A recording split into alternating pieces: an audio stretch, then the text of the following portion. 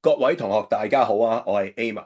我哋今次嘅 topic 叫做離題唔係最可怕。可能你會覺得好奇怪啊！作文如果離題嘅，正常嚟講就唔合格啦。點解佢唔係最可怕呢？喺呢段 video 裏邊，我會好清晰咁用考評嗰個資料話俾你聽，點解佢唔係最可怕。再加上咧，去到呢個 video 嘅最尾，會話埋俾大家聽，有咩穩陣嘅方法可以幫你喺公開試裏邊攞到比較高嘅分數。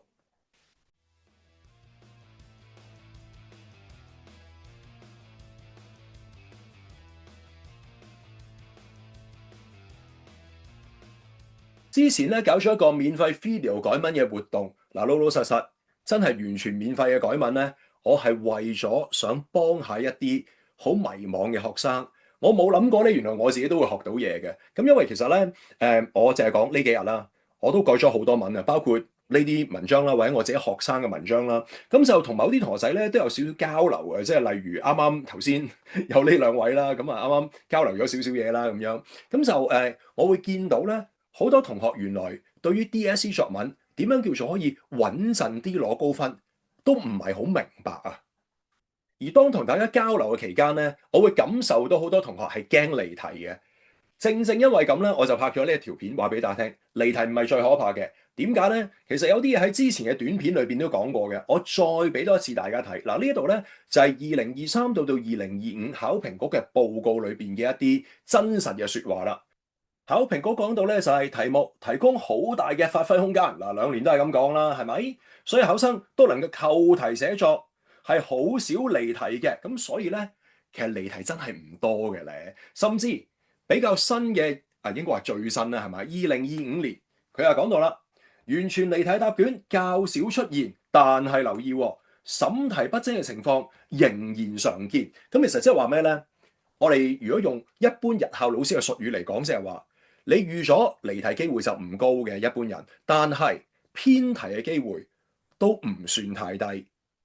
我呢幾日咧真係改咗好多文，咁以後我想用2017同埋2025呢兩個我已經喺之前嘅 video 提及過嘅題目，去同大家做少分析，亦都臨尾會俾建議你哋。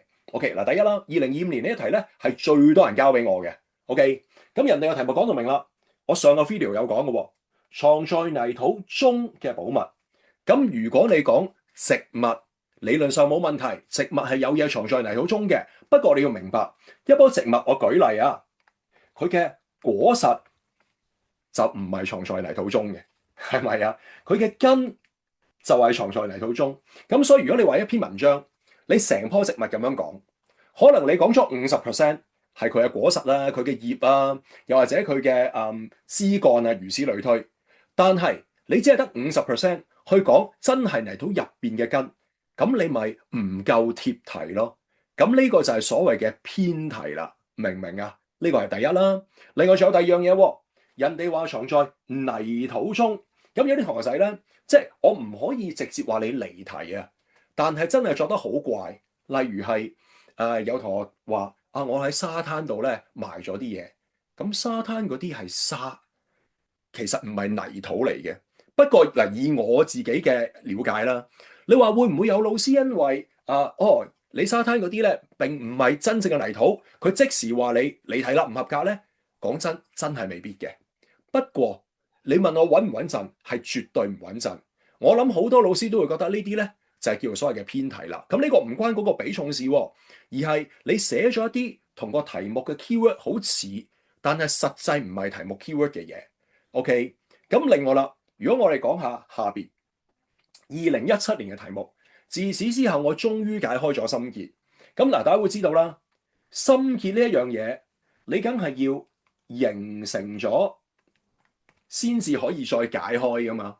咁但係問題就係，人哋嘅重心係講有一件事，而嗰件事係令到你解開心結。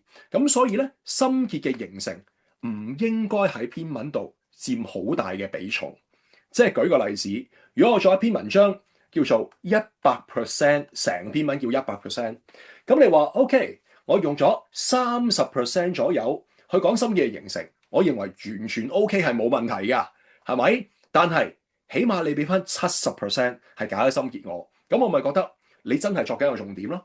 OK，但係問題喎，有同學仔咧係去到佢有成60% 都係講心結嘅形成，但係得40% 到係講解開心結嘅經過。咁呢啲咧就係重心寫得唔夠多，咪又係偏題咯。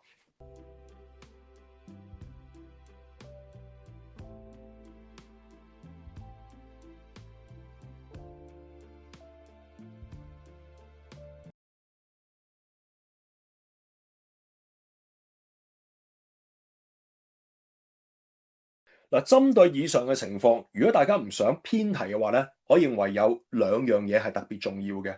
咁啊，我打粒星寫喺呢度啊。第一啦，你要留意下，你真係切中咗重心嗰啲內容，同埋有啲嘢係同個重心有關，但係並非重心嘅嘢，究竟個比重大概係各佔幾多？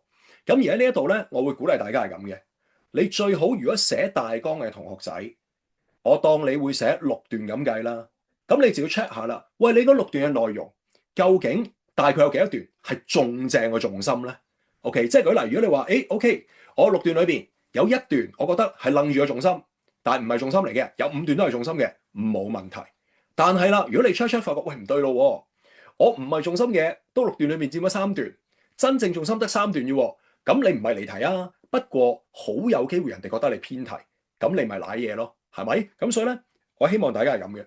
你作完每一個段落之前咧，又或者你去審題啦，去寫大綱嘅時候，可能咧每一個段落你都要諗清楚，究竟係咪真係中到個重心？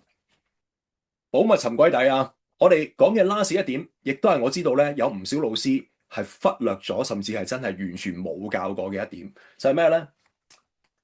聽落好低能 keyword。係啦，咁你可能話：哇，成日玩嘢咩？所有題目都要睇清楚啲關鍵字，所謂嘅 keyword，我係先作到㗎啦。嗱，我想講嘅咧唔係咁簡單嘅。嗱，我先講啲基本功，正常老師有教嘅。譬如而家睇住我 highlight 嘅字啦。2017年自此之後，我終於解咗心結。咁如果你冇理解清楚心結呢個詞語，可能你唔知道哦，原來鬱結咧係要屈到你好辛苦嘅。你純粹係覺得心結係好奇心。咁嗱，如果你咁樣寫嘢咧，一般老師未必會直頭當你離題，OK？但係你唔係真係寫緊完整嘅心結，你只係寫咗啲類似嘅嘢啊嘛，所以咧好有機會人哋就當你偏題啦，OK？咁呢個就係正常老師都會話俾你聽，哦，所以你要諗清楚啊！如果之前教過大家啦，好多時如果你啲 keyword 用咩方法咧，俾我就會用一個比較嘅方式。即係話揾一啲差唔多概念嘅嘢做比較，等我搞清楚嗰啲 keyword 真正嘅意思。咁又例如啦，你話2025年咁計，留意我 highlight 嘅地方啦。哦，OK，保密，保密真係好珍貴嘅。啊，呢個我明啦，係咪？泥土，呢個就要小心啦。以下就係我想講好多老師忽略咗嘅嘢嗱。大家咧有時要諗清楚考評局點樣出題。題目叫做藏在泥土中嘅寶物。咁有啲同學作文就係點咧？哦，我有啲嘢咧細個時候藏咗喺泥土裏邊，跟住而家挖翻出嚟，好感動啊！嗰啲係寶物，象徵住親情乜乜乜。其實冇話你錯嘅，只不過問題係點解嗰樣嘢要藏在泥土咧？即係舉例啦，你細個有啲以前玩嘅玩具啊，各樣嘢，點解唔可以係擺喺個儲物室、儲物箱，甚至我哋香港有迷你倉，但係要擺喺泥土裏邊咧？所以咧，其實好多時，如果好似2025年呢一種咧，我哋叫做擺到明。係背後有含義嘅題目，OK，即係話咧個題目唔係咁直接嘅，藏在泥土中嘅寶物咧，大家要預咗，你係要諗好多嘢啊，有啲象徵意義啊，有啲含義啊等等嗰啲咧，咁就希望大家留意下，佢俾你嘅字眼應該要有佢嘅特質。嗱，考評局咧就講到，我寫埋喺隔離啊，keyword 甚至係點咧？有機會啊，唔係100%嘅，就係佢有啲嘢叫做特質。咁考評局就話啦，有啲同學仔佢真係作咗藏在泥土中嘅寶物，但係佢突顯唔到泥土嘅特質，於是乎呢篇文係攞唔到高分嘅。OK，咁可能你會諗啦，咩叫藏在泥土中嘅特質啊？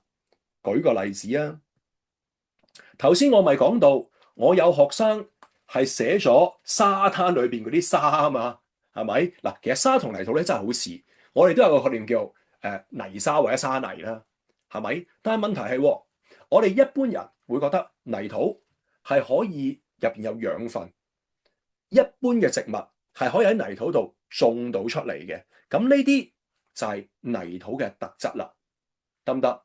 咁當然我唔係話沙種唔到嘢，有啲植物沙係種到嘅，但係大部分我哋會覺得會種到嘅植物咧，都喺泥土嗰度嘅。咁所以咧，如果你話咦係喎，我都有針對呢啲特質去諗嘅喎，咁恭喜你就真係作緊完全冇離題、切晒題嘅泥土中嘅寶物。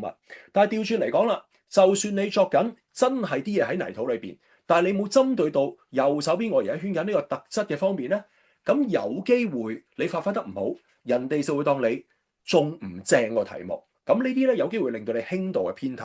雖然唔係最大鑊嘅嘢，但係如果想攞高分嘅同學仔，盡量都要留意下呢一點。OK？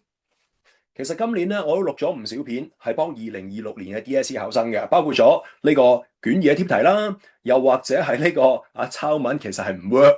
OK，呢個中伏實錄啦，仲有再之前錄嘅係比較多同學睇過嘅一個卷一貼題啦。咁如果大家有啲咩想我錄咧，剩翻2個禮拜都可以不妨可以 DM 我啦，又或者喺呢度留 comment 話俾我聽。咁啊，如果覺得我哋嘅片有用咧，歡迎嚟 subscribe 啦，仲有 like 我哋嘅片。亦都可以係留下 comment，OK？我哋下一段片再見，拜拜。